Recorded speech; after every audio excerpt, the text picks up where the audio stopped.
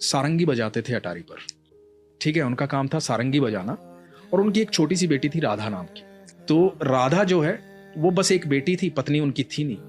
तो राधा नृत्य करती थी जब वो सारंगी बजाते थे, कीर्तन होता था, सारे अच्छा। लोग मिलकर के कीर्तन करते थे अटारी पर राधा रानी को प्रसन्न करने के लिए। सुबह शाम ये होता था और यही उनकी दिनचर्या थी और यही जीवन यापन का साधन भी था। तो वहीं से उनको भोजन प्राप्त होता था, जो प्रसाद में मिलता था वही ग्रहण करते थे बेटी और बाप जो हैं। तो ऐसे करते करते समय बीतता जा रहा था, राधा बड़ी होती जा रही थी। जब राधा बड़ी हो गई तो वहां के गोस्वामी जी ने, कुछ लोगों ने कहा कि भाई राधा का विवाह कर दे, शादी कर दे।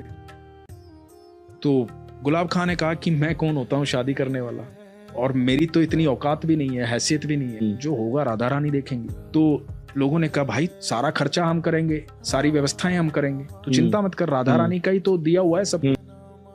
तो एक लड़का देखा गया और राधा की शादी कर दी गई। अब जब राधा की शादी हो गई तो गुलाब खां से ये जो वियोग था ना, ये सहन नहीं हुआ। अब जो बेटी सुबह शाम उसके साथ रहती थी, सारंगी बजाता था, नृत्य करती थी, हर समय बाबा बाबा बाबा बाबा, वो सुन नहीं पा रहा था, वो बाबा बाबा रोता रहता था उसकी याद में। लोगों ने बहुत समझाया कि बेटी पराया धन होती है।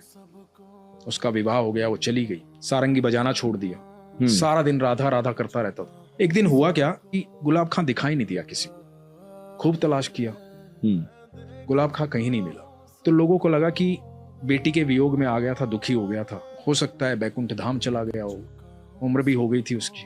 तो लोगों ने एक समाधि बनवा दी गुलाब खां की याद में, बरसाना में। एक दिन गोस्वामी जी अटारी से नीचे आ रहे थे, महल से नीचे आ रहे थे, राधा रानी के महल से।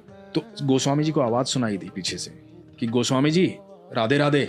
पीछे मुड़ के देखा तो गुलाब खां खड़ा हुआ था। बोला कहाँ थे तुम, इतने दिन से दिखाई नहीं दिए, हमने तो कभी अटारी पर देखा नहीं तुझे। तो बोले नहीं, एक दिन क्या हुआ कि मैं रात को, उस दिन रात को सब लोग चले गए थे, मैं यहाँ रो रहा था, राधा राधा चिल्ला रहा था। एक छोटी सी बच्ची आई और बोली बाबा सारंगी नहीं बजाओगे,